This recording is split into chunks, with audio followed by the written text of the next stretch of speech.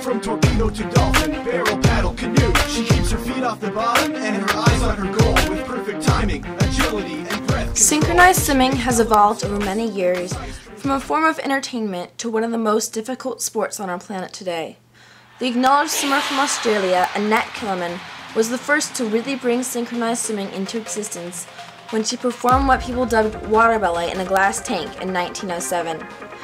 Inspired by what she heard of Annette's performance, a woman named Catherine Curtis began experimenting with underwater swimming movements. Eventually she founded a water ballet club which went on to perform, drawing significant attention to the sport.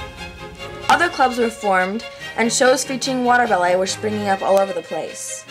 One show was extremely popular and starred Esther Williams.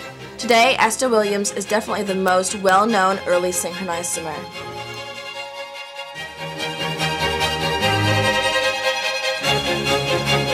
Unfortunately, many people have very little idea of what exactly synchronized swimming is. Ask almost anybody to explain football, baseball, or soccer, and they could give you every detail.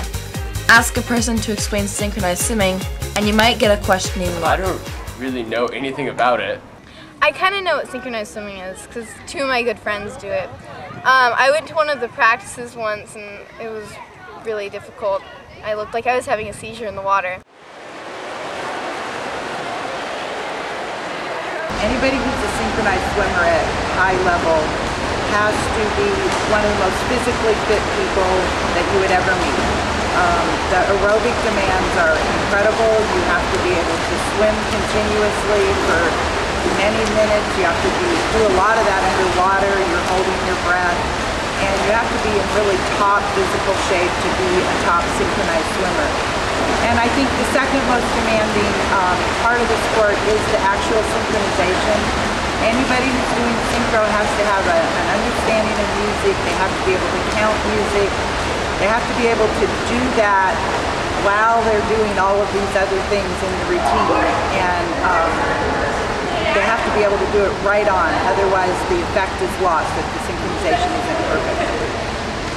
I think synchro is a lot more difficult than most sports. I've done lots of sports, like I've done football, competitive swimming, basketball, and so on and so forth. And synchro has definitely been the most difficult. I think lots of people take synchro really seriously and they really push you and you have to hold your breath for a really long time. There's just so many different things you have to accomplish to swim, and it's hard. Not only are routines learned at practices and then performed later on at swim meets, but also are figures. Figures are elements that are singled out and judged separately.